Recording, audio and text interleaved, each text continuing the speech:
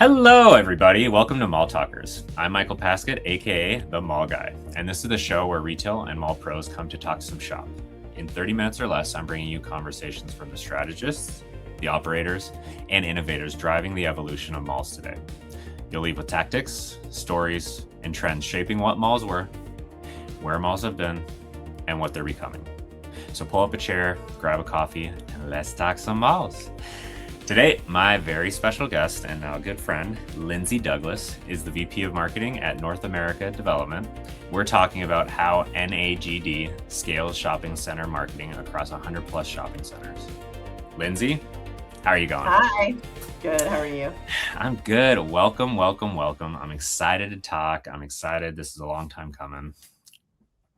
And I will ask you, who are you? I know who you are. Where have you been? What have you been doing? What's up? Well, thanks for having me. I appreciate it. Of course. No. My experience is really, I've been in commercial real estate development since I got out of college, and that's a long time ago. That's like 5 years ago. I started out in the biz, not even thinking it would be what I want.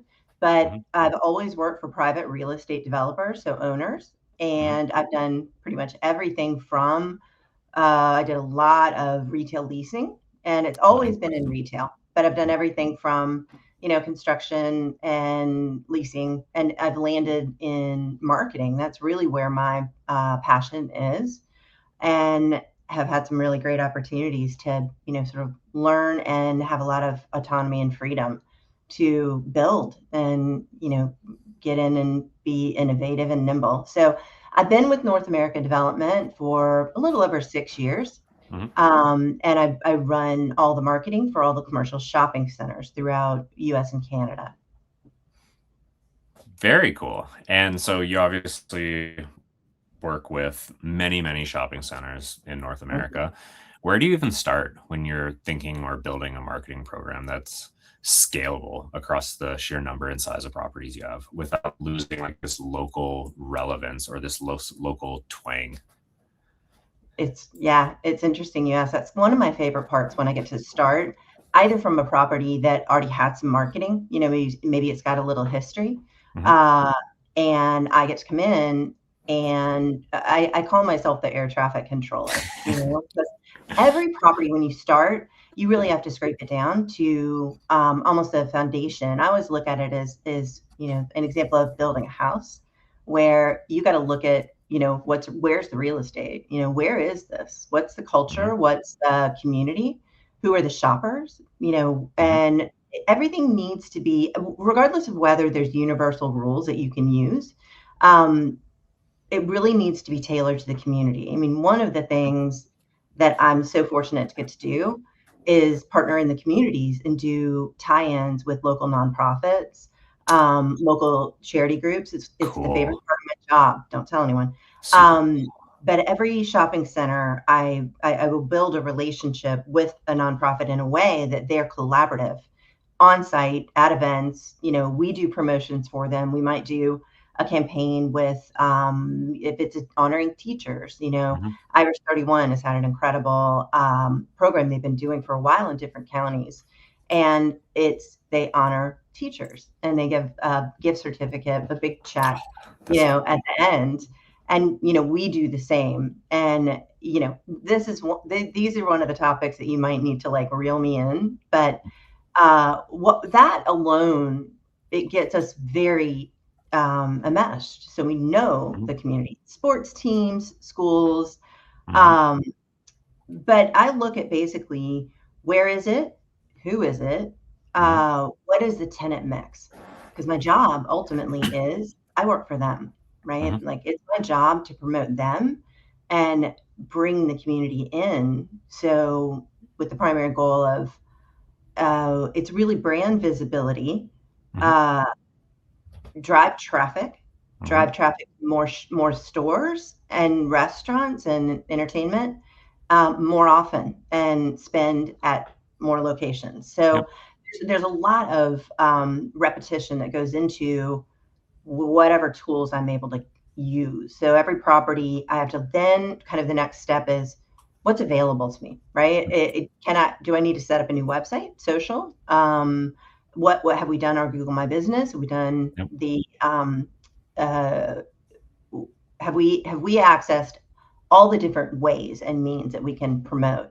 And then from there, it's building campaigns that work and tie in and getting to know the tenants.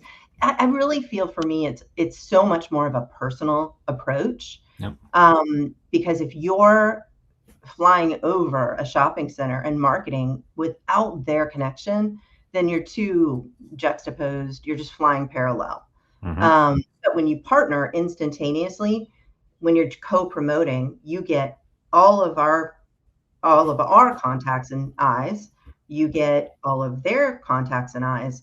And imagine then you partner with 2, you partner with 3. So it's a strategic build from starting at the community. I love that. And that's something I don't hear often. Like, I talk to many malls, and a lot of them tend to forget or oversee the local aspect that you are doing, because it is the most difficult to scale. It is the most difficult. Like, how, if you have 100 properties, how are you able to get 100 opinions and then scale that across like the corporate brand and then individual brands? Good for you. Yeah. I mean, it truly, you get partners. I mean, I don't know if you want me to give you examples, but Sure, go for it. Seminole City Center here in Florida. Yep. It is it's one example of what I've modeled. That the Rotary Club, that it's a very unique community, as are all of them. It's an older demographic. There's a lot of people who in this area are from there. Seminole is located just west of Tampa, right next to St. Pete. So it's almost kind of this, peninsula-ish nestled up. So it's got its own geographic, in that cloisters the population, but it's an older demographic. It's a very plugged in, very active, very, very take a lot of pride in being from Seminole. So the Rotary Club is just one example of a group that I connected with in the beginning. It was actually during COVID. They did this huge, and still do this huge red party. It's their fancy, get dressed up, raise money for the nonprofit it's in Pinellas County, getting donations and toys and money and gift cards for the charity. And they couldn't be inside. So we brought them and did the party outside. That's so cool. When they came into us, I'm going to just give some round numbers, but when they first started with us, they raised about $28,000 for the charity, if I'm remembering correctly. We've been doing this for 6 years now, and we started a concert series that the Rotary Club comes in and does. I mean, I probably have 20 Rotarians at any given time, every single first Friday. Today is the biggest first Friday we have every year. And we get in a shopping center upwards of 2,000 to 3,000 to 4,000 residents who look forward to this. They come out. They help organize the band. They are my entertainment group. And so we do that every first Friday. They work on the Halloween event for me, which is so creative. We do like a holiday event. There's a city parade. We now have the city parade come down Main Street. We have Santa. So effectively it's the celebration, because the parade is people decorating their boats. So it's boats being hauled behind cars that are all decorated in whatever theme they want. The high school comes in, they do a parade into the shopping center down Main Street. We set up Santa and Mrs. Claus and photographs that we'll give with the brand Seminole City Center on the photograph. And it continues to grow and grow and grow. And so we this year crested over 60,000, and we branched needing to spill over into our neighboring county, because we had already covered every single kid, the foster kids that they had in their portfolio for their group. So that's one example. I can go into others that are equally just amazing stories that I need people on site. It's a great example of where that is now mechanized to have events that I do contract with the Rotary, but they come in and effectively they bring all of my entertainment, all of my, everything that we're doing on site. And so it's all community built. Everyone is vested. Everyone feels a part of it. So it's a way that shopping centers don't have big budgets. I got to be wicked creative. I mean, I'm pretty much guerrilla warfare and MacGyver, and it just. But the one thing I will say is, sort of my passion has no bounds. And controlling chaos and making things happen is my love language. So it's absolutely. I love what I do. I can get a strong sense of that, and I appreciate it. I will say as well, like, you are taking a community, pushing the bounds of that community, creating tradition for them, fostering it, like, and yes, for them all, but you're doing one step further to where outside of the brand, yes, I'm sure it drives traffic and sales, but you're doing this extra special thing for this community in this example. And that creates this just like repeatable, as this is going to be a thing for generations to come. It's self-sustaining, and it continues to build upon itself. I mean, we started out with a lower number of participants, but we do raffles and prizes that the Rotary brings, and that's how we get gift cards and raise money. But this is how you drive traffic. I mean, Seminole City Center is the heart of this entire, county and community. I mean, without question. Yep. So that's how you really build, they say the rule of 7, right? You have to see a message 7 times before you really internalize it. So when you're talking about brand, you can push out a logo. I mean, a logo is simply a visual representation of something without a heart or something without context until you define what that brand identity is.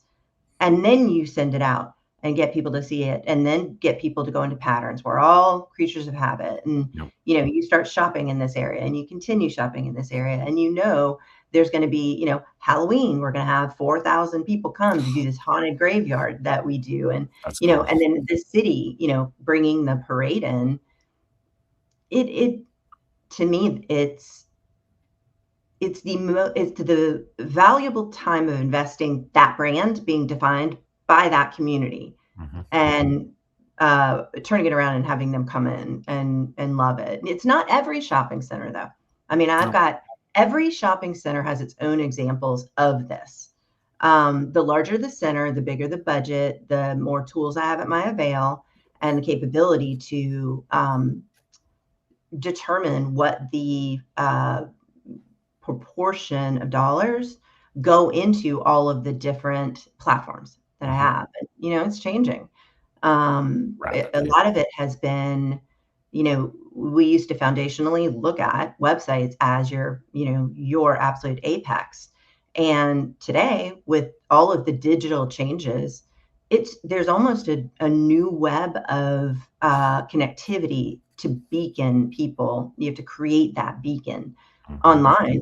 And that costs dollars, and it costs attention, and it costs staying ahead of the curve and being educated on what's available. And we are in the process right now, obviously, of transforming what was a flat, one-dimensional element to our websites. And so now websites can come alive and instantaneously be that beacon. It's really transformative, and it allows for the dollars that we spend beyond in our digital connectivity across, Google and now AI, reprogramming, retooling. It's really interesting. I call myself, sort of the jack of all trades and the master of none, but I've been doing it long enough. I'm starting to become dangerous in what I've learned. But it's been a fascinating change in how we're approaching things. Will not change what I physically do on site as much as I can, but I've retooled my strategies on connectivity with, the ever-changing digital world we live in. I like that. I love that a lot. And shifting into that, like, what is it that you're doing? Because obviously, I hear this all the time. The buzzwords of AI, our website's here to stay. Are they not? How do we, all the social media channel, like, how do we consistently get people? How do we market against it? How do we get information into the consumer's hands with a myriad of different and new ways to their receiving this information? Well, I redid my websites about coming up on almost 2 years, and made a decision to step away from the WordPress because I had WordPress sites that had been, transferred over and rebuilt on different servers or having different consultants. And, it just kind of became a matrix on the back end of, like, there were some gerbils running around, there was some gum taping things together. And you do one thing and something would fail. And so I made the decision to go into a template, affordable. It's a construct that serves the purpose that I need, which is it has the pages to get to promotions. First, brand, get to the promotions, get to the events, get to the contact on site you need, and you have a incredibly solid list of who your businesses are. And that becomes the sort of the dictionary of, encyclopedia of where your tenants live. But we always hope our tenants have gone in and done their own digital, putting in their foundation with claiming their business. But then we have nationals that are different, and you have to scale each means in which you promote based on that tenant mix. So just if you look at the hierarchy, the anchor tenants are there because they drive the traffic. So we want to promote them. So we can kind of tag on to that. Those, we don't get the luxury of having that kind of a relationship unless we have a manager on site who's forward thinking. But it's everything below where you think of all those restaurants. It might be franchises that have maybe 1, 2, 3, the new startup businesses, and they all individually then have their own personality. So I really look at it as I am marketing on their behalf, but I take it one step further to make sure I can try to connect and bring in whatever they're doing, enhance what they're doing. And it time consuming is a understatement. So I'd love, I wish there was more of me that I could do that more. But since I can't talk to every single one, I can find them digitally, and I can do whatever. In the past, what we've done is made sure our Google was mechanized. I'm, again, jack of all trades, master of none. Forgive my non-technical language, but dangerous. But dangerous. Making sure that we want to rise the highest in the rankings. And this feels almost old school to say, but it's true. We want to rise in the rankings. When people Google something, or, they go online and they say mapping, where's the, hair salon? Bam, it goes to the shopping center. Goes to our website, then goes to the shopping center. We still want to get the hits on our website. But it gives all that information. So then briefly, when you start talking about AI, well, that's an entirely different, I'm going to say it all, but forgive me if it's wrong, large language model, where you have Google that is more of the sort of the mapping and the direction. And then you have the large language model. And, for us, every time you do a new search, you get that pop-up of the AI definition, right?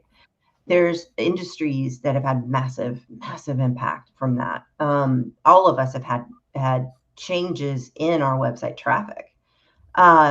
Shopping, fortunately, I'm in a category that is a little lower. Shopping, dining, services. That's a slightly lower massive impact, only because people are still searching to come to those places.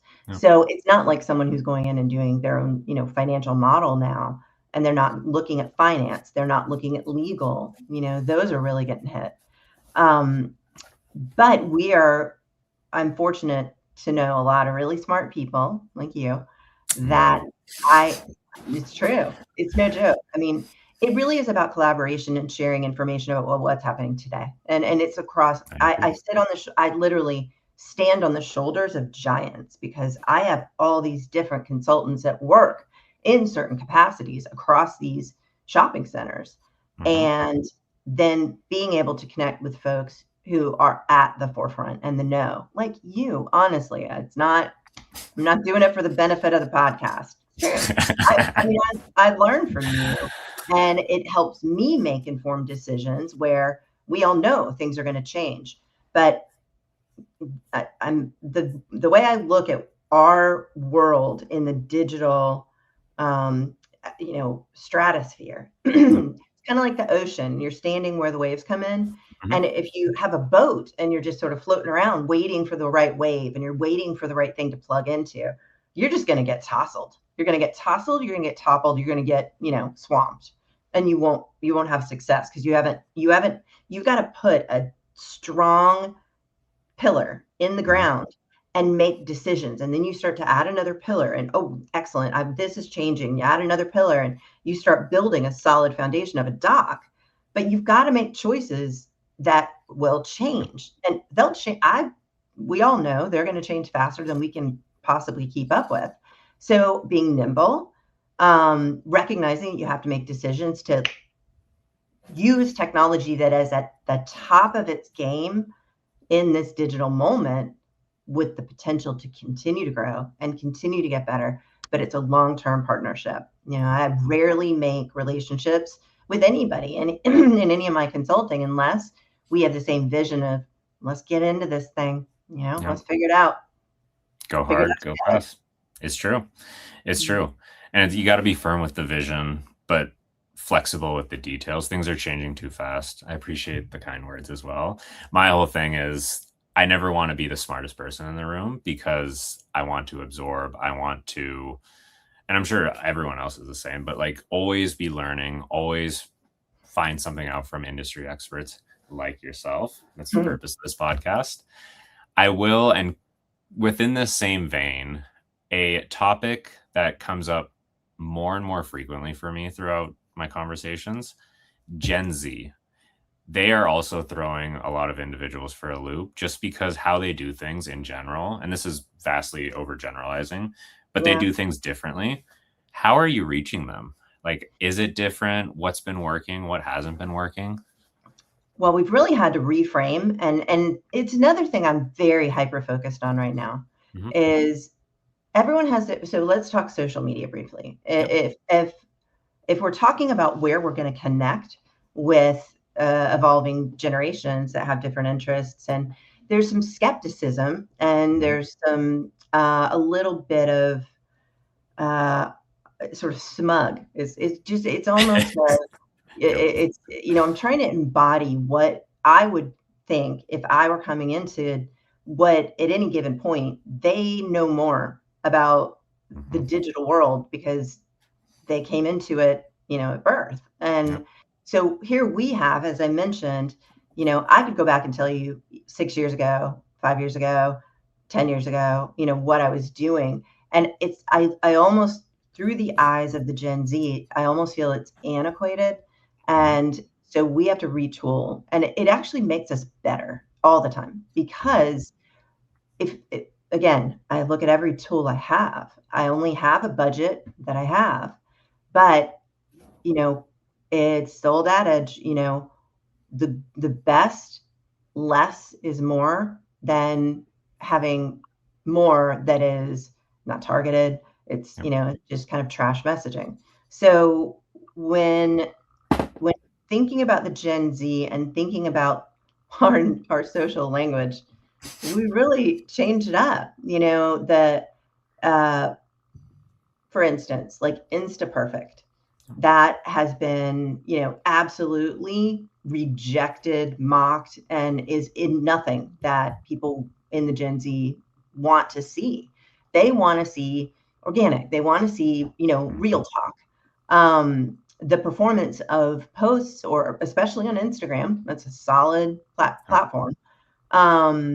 If you are in any way sort of talking over them, or you're trying to, hard sell. It's not what they want. They want culture. They want lifestyle. They want to know, what is happening, that it requires new creative content. And that means creating ideas around why you would come, not pumping that you got XYZ store. It's more, what is this experience? And in turn, it benefits each business, but benefits us, because when you combine all of them, you then again can reach more people. So reframing in a way that you're reaching them and you're adapting and you're writing in language you've never heard of before, that's what they connect with. So it's kind of like going from the, the 40s to the 50s to the 60s. It's like the, 60s or rebellion, 70s rebellion, 60s, you end up watching the less buttoned up, less, the stilted to freeform, and don't be condescending, and give them real ideas. The one thing I will say though, they want to be seen, so the shopping experience for them, they want to show, like, I'm in my store, and they want to show name brand bags. So in a weird way, if you are able to connect with them and get them into the stores, they want to show it's called a haul. They want to show their haul. So, and I sound 105 years old, but so the haul is they've met with their friends. So they have this big experience. They meet with their friends at the mall. They drink coffee. They don't drink alcohol. They want to have, sort of an experience together and go shopping and, linger, dwell time.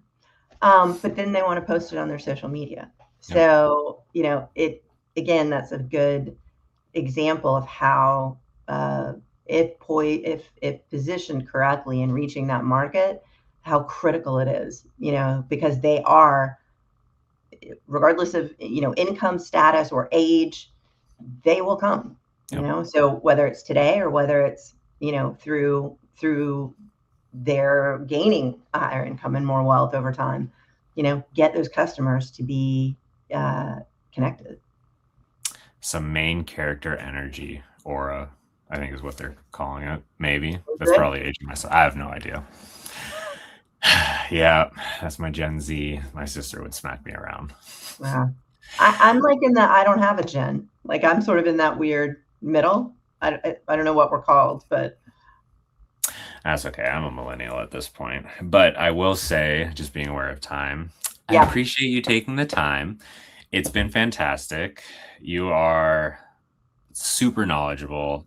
You know a lot. The things you're doing matter and are working, I will say. So thank you, first and foremost, for taking the time. Do you have any parting words, anything you want the listeners to know about? Well, it's an absolute pleasure. And, I think you can tell I can talk about, any angle or any direction. And it's awfully nice, to be able to talk with you. We already have very, I think, extraordinarily productive conversations. So you're a great example of someone who partnering with and, sharing information as you're doing now. Always happy to be Appreciate it. And I will say some of our conversations are not productive, but they are a good True, but fun. Very fun. Fun. There's no point doing something if you're not having fun. No. We'll continue our meme challenge in the 1 episode. Hopefully no one sees that. That's quite all right. Well, I appreciate the time again. Thank you. And thank you to our listeners. See you next time. Bye now. Thank you. Bye.